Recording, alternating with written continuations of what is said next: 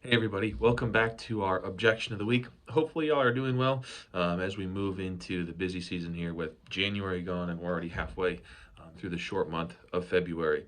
Guys, this particular um, week's video, I'm going to take a little bit of a different turn. So what I had been giving you is one objection and how we could, theoretically respond to that objection.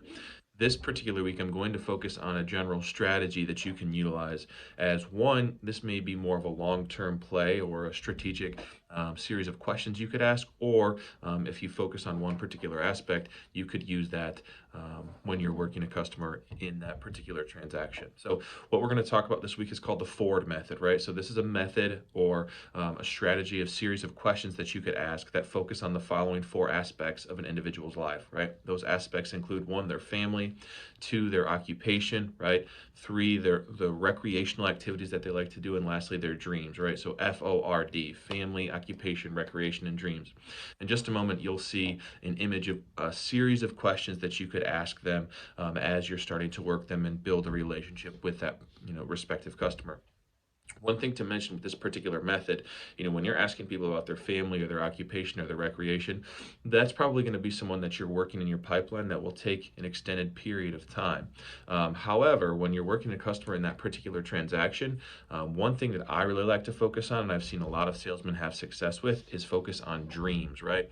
Oftentimes, we are helping establish an individual's dream, right? Whether that's a dream of camping with their spouse, spent making memories with their children, maybe that's working remotely, etc., right? So when you ask questions such as, hey, what would happen if I found an RV that would allow you to work remotely? What would happen, right? Oh, well, maybe I could do X, Y, and Z, right? If you know they're a remote worker and that's a possibility for them, right? Maybe it's a bunkhouse model that you could flip and you know that it comes with WineGuard 360 Plus, so you can help pitch that particular aspect. Or, let me ask you this, Mr. and Mrs. Customer, if you didn't have to work anymore and could full time RV, how would you spend your time, or how would you like to spend your time in your camper, right?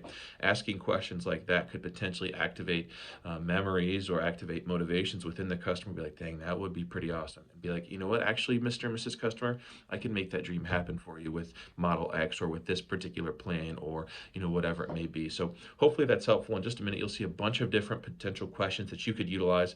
One other thing to note if you are using this Ford method, and you're asking questions about individuals' family, their pets, their work, etc., we want to make sure that we're taking meticulous notes, right? And whether you're using a CRM, a customer relationship management tool to store these conversations and store pertinent information, or if you're just old school and you have a binder or a folder where you're taking notes on that customer as you're working them through the pipeline, it's really important that we write those down because we can reference them when we're following up with them as we work them through the pipeline. Guys, thank you so much. I hope this was helpful. If you ever need anything, please do not hesitate to reach out, and I'll see you guys next week.